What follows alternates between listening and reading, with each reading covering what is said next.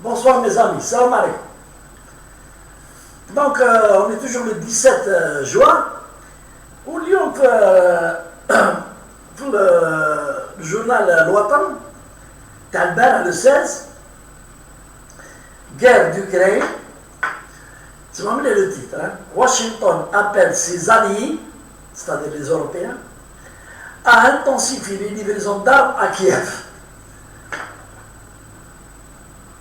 Vous avez vu comment les Américains, les premiers vendeurs d'armes dans le monde, ils بيعوا في السلاح تاعهم l'Europe والEurope تمد فيهم لكييف وبوتين il est en train de les détruire le matériel اللي تبعت فيها l'Europe لكييف. شوفوا كيفاش un jeu de gosse. L'Amérique قاعدة au chaud, fait ses petites affaires. Puisqu'aux États-Unis, comme vous savez tous que c'est le lobby des marchands d'armes qui gère le pays. Ce n'est pas le président Trump ou le président Biden. C'est des gens tapis dans l'ombre qui ce sont des patrons de l'armement, c'est-à-dire les usines d'armement qui construisent, qui fabriquent les armes et qui sont obligés, pour les vendre, de déclarer des guerres, de créer des guerres. C'est ça. Après, les marchands d'armes, ils donnent de l'argent aux responsables politiques pour créer des guerres, et ils ont trouvé l'astuce aujourd'hui, c'est de vendre des armes, des milliards et des milliards, c'est des milliards. Et bien, l'Europe, les pays d'Europe, un pays comme la France, un pays comme l'Allemagne, ils l'armement américain, bon, ils fabriquent certaines armes, mais des armes sophistiquées, où ils donnent l'Ukraine battle pour pouvoir, alors que c'est pas une question d'armement, c'est une question d'hommes. L'armée russe, elle est forte parce qu'elle est composée de professionnalistes, de professionnels, des guerriers professionnels qui agissent sur le terrain. Si c'est une question d'armement lourd, quand Poutine il a détruit l'Ukraine, il l'aurait rasé en utilisant des missiles et des bombardements. Mais il ne le fait pas. Il avance grâce à ses troupes, mètre par mètre. Et voilà donc les connards des Européens, et vous savez de qui je parle. Le premier connard, c'est Macron. Et ensuite, avec le président allemand. Et Poutine, franchement, il leur a donné une leçon. Il leur a donné une fessée, ils n'oublieront jamais de leur vie. Mais ce que je déplore, c'est pourquoi il n'arrête pas. Donc, aujourd'hui, il n'attend pas à la fin de l'année, il leur coupe le gaz et le pétrole. Il faut le faire, monsieur Poutine. Aujourd'hui, comme ça, vous allez arrêter l'industrie allemande. Vous allez ruiner l'Allemagne d'abord. Après, la France, elle va ressentir. Et Poutine doit taper fort. Il doit taper très fort. Il ne faut plus qu'il s'amuse mal. La preuve, un petit Macron, il vient en train, il dit, il s'envoie à Zelensky, il discute avec lui pour repartir par train.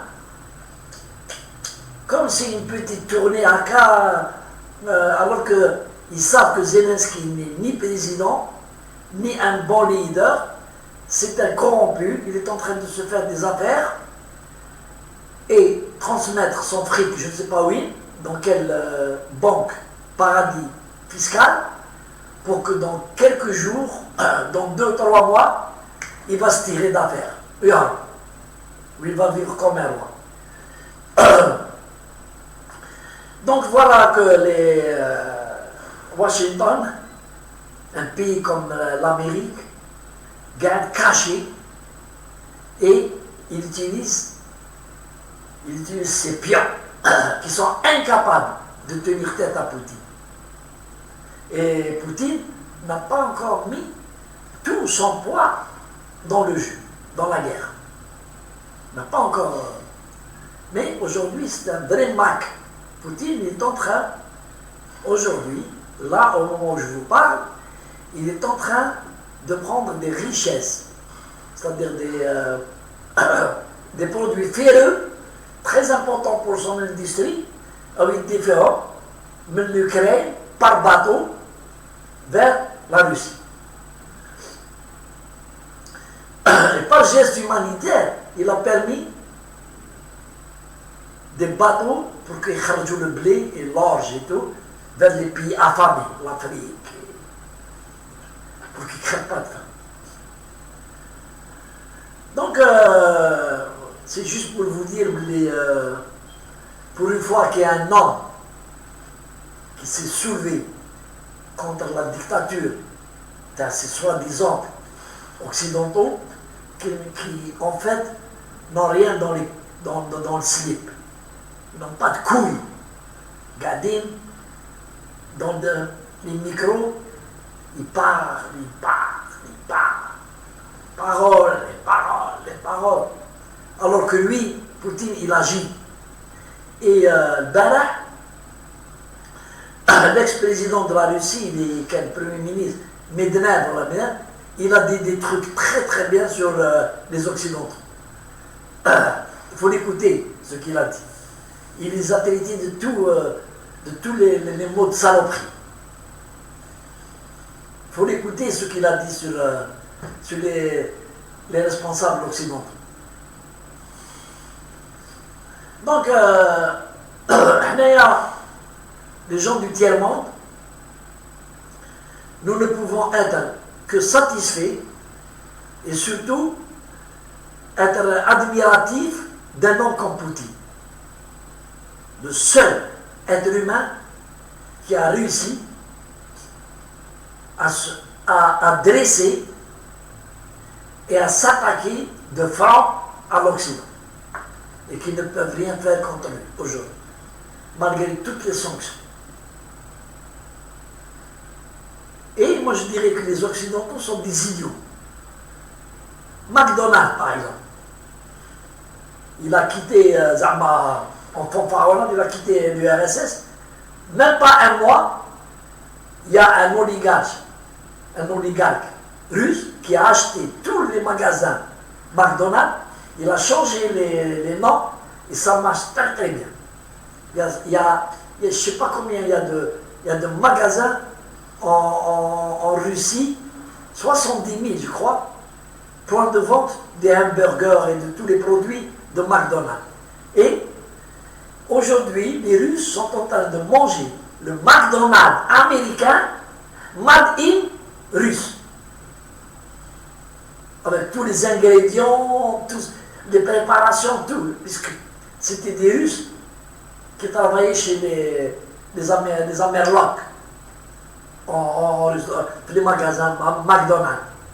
Et ils ont appris comment faire des hamburgers, des cheese et tout. Enfin, vive Poutine et que Dieu le garde en vie. Allez, salam alaikum.